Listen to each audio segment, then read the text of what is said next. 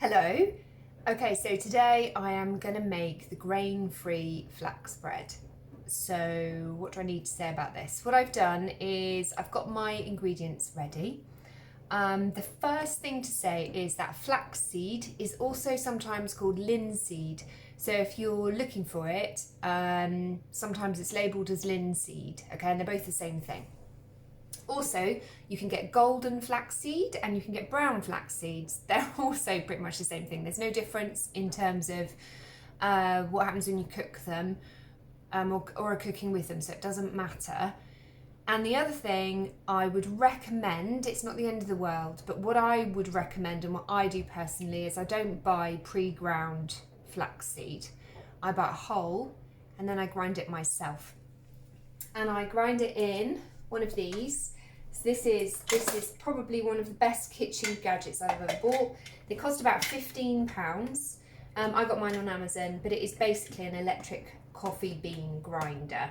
But you can use it to grind spices, flax seeds, anything that needs grinding up. Other types of seeds. It's a really handy bit of kit. This is a crux one, but you know, any electric coffee grinder, you just put the lid on, press a button, and there's a blade in there which whizzes around and absolutely obliterates anything that is in there really fast.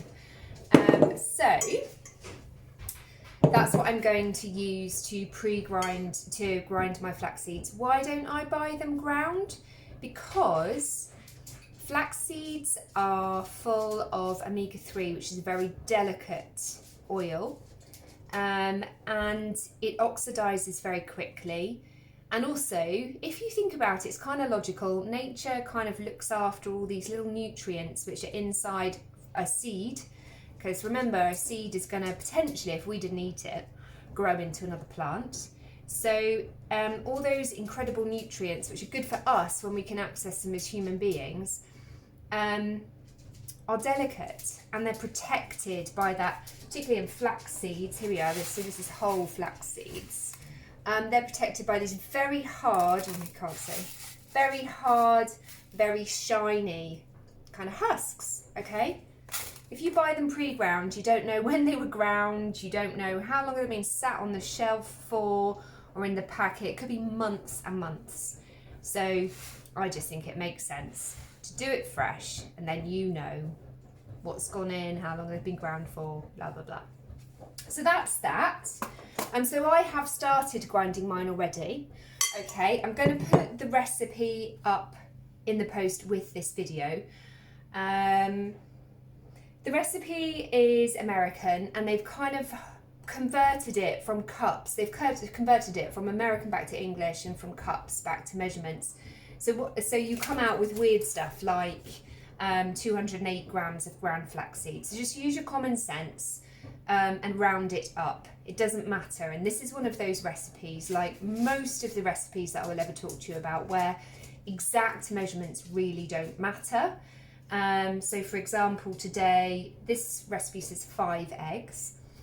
I am buying eggs from a friend at the moment, and they've got lots of bantams. So I've got small eggs, so I've picked out the largest eggs I can find, and I'm going to use 6 eggs because the eggs are a little bit smaller. So it's stuff like that. Just, you know, you don't always have to use coconut oil. I've used butter in this recipe before, melted butter. So that is that. Right, so let's get on with this. So I've started grinding up the flax, and this is what it's going to look like when it's ground. Okay, so it goes to sort of a flour really quickly.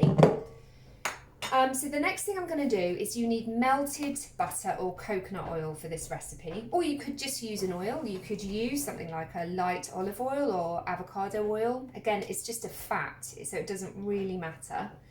But I'm using coconut oil today. This is my coconut oil. I spend a lot of money on coconut oil because you want good quality stuff. You want good quality food because you're putting it in your body. In this country, it's always very hard at room temperature because it's cold. And it's roughly, it says 74 millilitres. So again, that's about 5 tablespoons of coconut oil, okay? It's quite a lot. So I'm gonna because it's hard, I'm going to use a knife to sort of break it up a bit and then guess it, because again, it's not exact, it does not matter. So we go 1, 2, kind of like chunks, you know, 3, 4, and then let's just do that last one.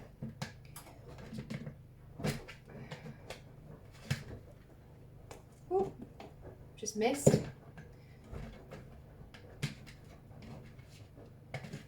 Cool, I'm not having much luck here.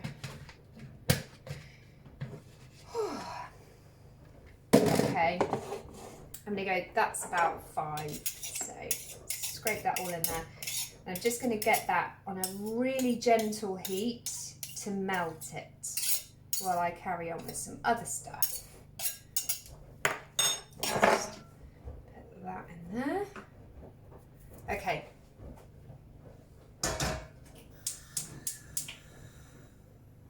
So that's just gently melting in the background. Okay. So the next thing is I'm going to finish off grinding these flax seeds. Okay, I've just left just a tiny bit more so you can see them being ground. So literally I measured them out and just ground them in batches. So they're going in there. And then what I do with my flax seeds, so I've made this a couple of times, and again, this is where you can change any of these recipes to suit you. It has got a very slightly fishy taste, this bread. I think that might be because it's just so high in omega-3s. I mean, that's all I can think of. But it is a comment that I've had fed back quite a lot. And I agree. So what I've done is I have spiced it up, because this is going to be a savoury bread. I'm not going to put anything sweet on this bread. So savoury is good. So I put ground cumin in it, because I love cumin as a spice. This is my massively overbought cumin. So I'm going to put a dessert spoon, just because, you know, I like it, but personal taste, in my grinder and whiz it up.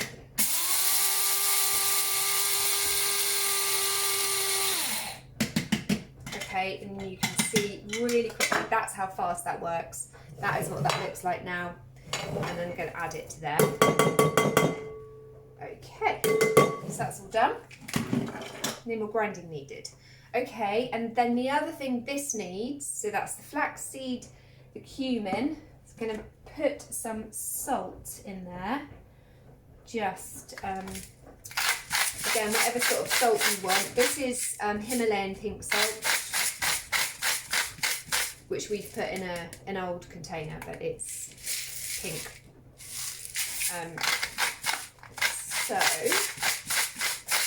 They say about a teaspoon. Again, it's down to personal preference.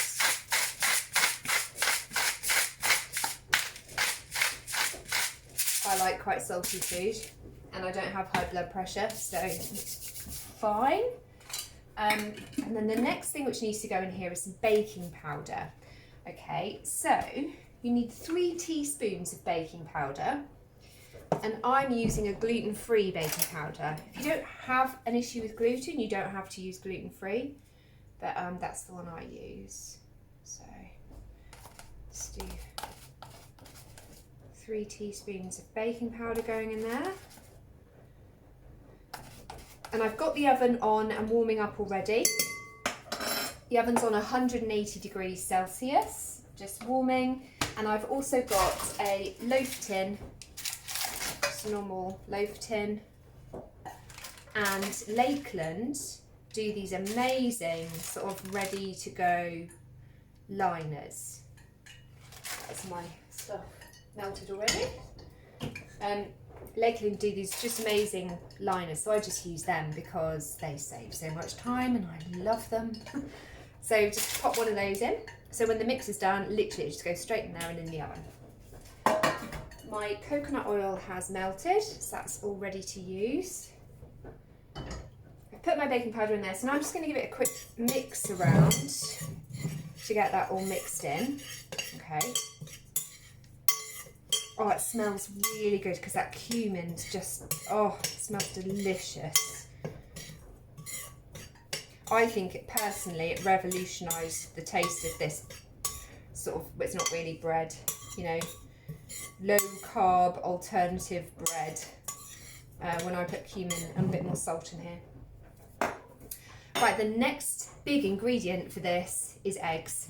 Okay, so I've got a separate bowl because the eggs are going to need a really quick whisk. So I've got my electric whisk, okay, handy piece of kitchen gadgetry to have if you haven't. And these are my eggs. Look how pretty these eggs are, look. There's a little tiny one. It's my little tiny extra one. So actually I'm using 7 eggs, right? Because again, it doesn't matter. Bread is actually more like cake, to be honest. It's got more of a cakey consistency. And you know, yeah, we all know how good eggs are for us. And these eggs particularly, oh my goodness, their yolks are so beautiful. Like I said, they come from some friends who've got chickens down the road and have just got a bit of a glut of eggs at the moment, so I've been buying them from them.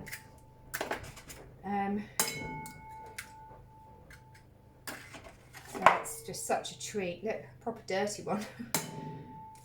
And also, these eggs need to be room temperature. I don't keep my eggs in the, let's just put that to one side. I don't keep my eggs in the fridge anyway. You're not meant to keep eggs in the fridge, so I don't. Okay, let's get that water ready. Okay, so sorry about the noise. I'm just gonna quickly whisk this for about 30 seconds.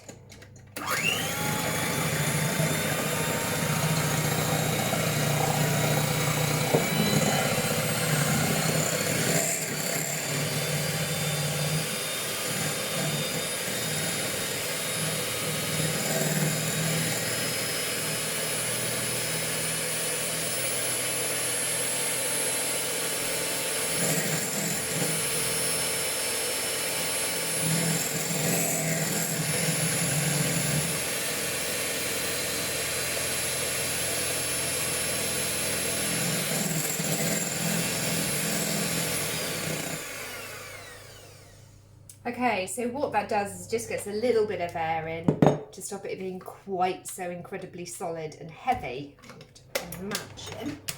So, next thing you want to do, so you can see that's just really, it's got loads of air and made those eggs all puff up, okay? So the next thing is I'm going to add the, I'm just having a look at my recipe because it's a while since I made this. So I'm going to add the water, and that is 100, it's meant to be 120 millilitres, yeah, 120 mils of cold water, so that's going in.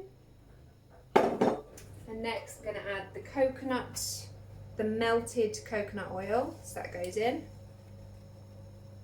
Just make sure not to waste any.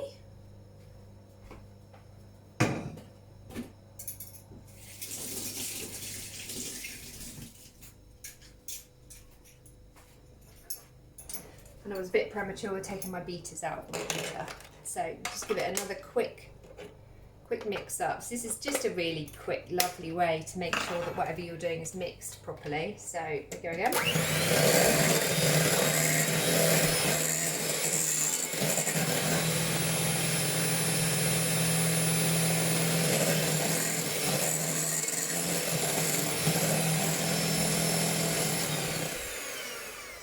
It doesn't have to be for very long, so put that out of the way.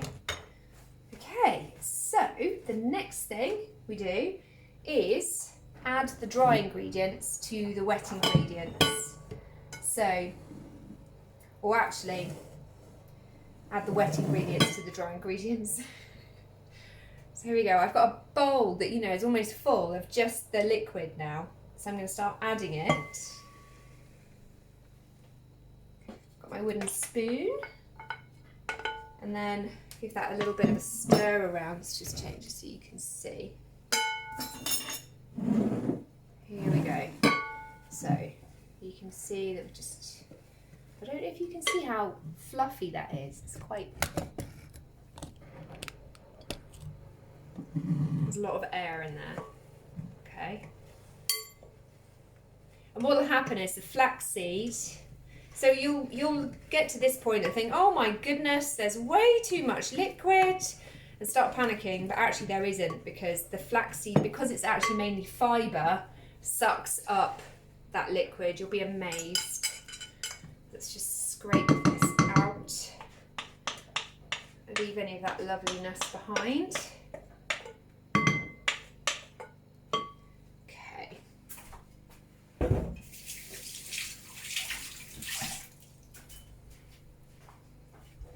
All right, so, and that's how easy it is, really. That's it.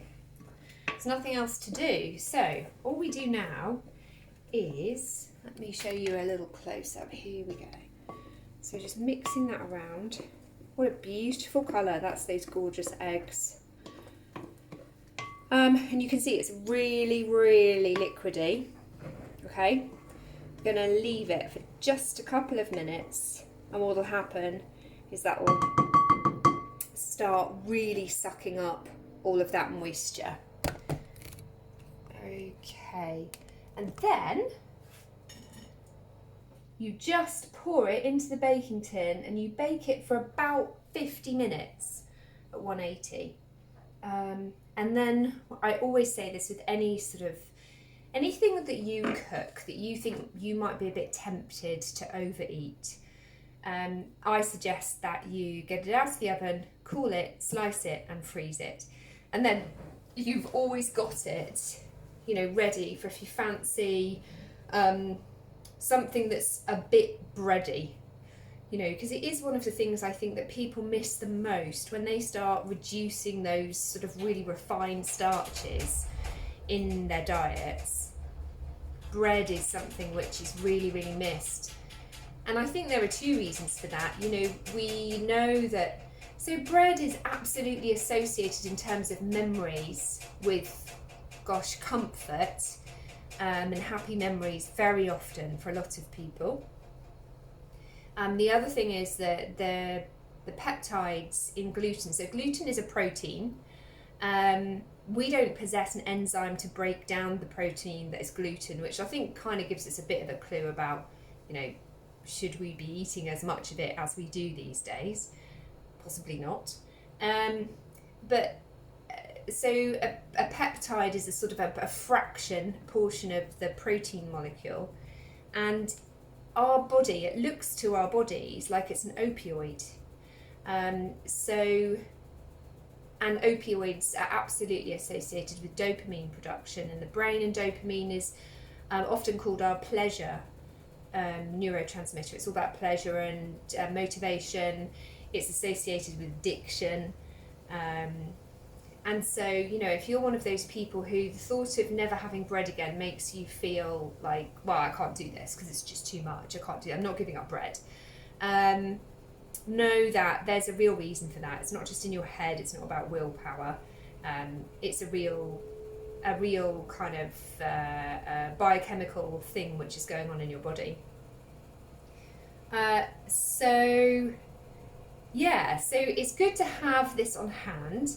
I wouldn't rely on it too heavily, but again, like I said, you know, it really helps. And we're human. I was thinking about this today. You know, I have been eating a real food, in a real food diet for, gosh, a long time now. I tend not to eat junky, processed, super tasty foods. Occasionally I'll have something, but not very often, for a really long time now. But I still, some days, for whatever reason, you might be tired or a bit more stressed than usual, or feeling a bit more emotional, or there can be all sorts of reasons.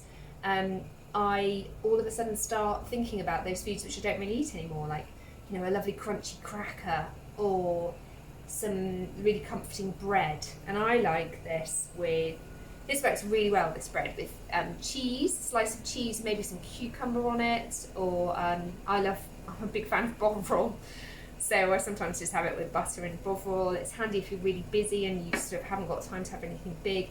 It is nice with eggs on. So yeah, it's really, really flexible. There's lots of stuff you can do with it. Right, so wittering on. Let's see what this has done now. Hopefully it's starting to go a bit more solid. Can you see? So still quite runny, but that doesn't matter. That's how it's meant to be. But it is definitely thickened up a bit. Okay, so I think it's time now for it to go into the loaf tin. So here we go. There's the loaf tin. And it's easier as well, it's just pour it in, basically. It's easy to do this. There we go. So let's pour it in.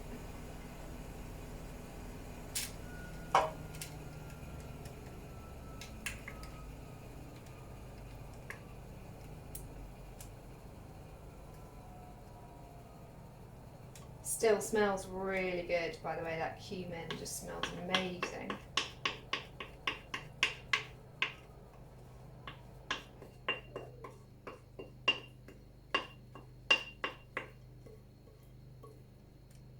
And you know, it doesn't have to be cumin. You could use, gosh, you could use any spice. You'd want something fairly sort of strong, but I also really love coriander. That's a lovely taste. You could add some chili to it if you like your food spicy. There's so much you could do. Let's just get imaginative and don't be afraid of it.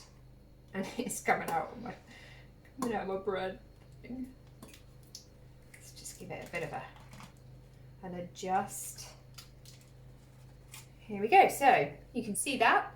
And that is now going to go in the oven at 180 degrees, and I will come back to you when it's cooked.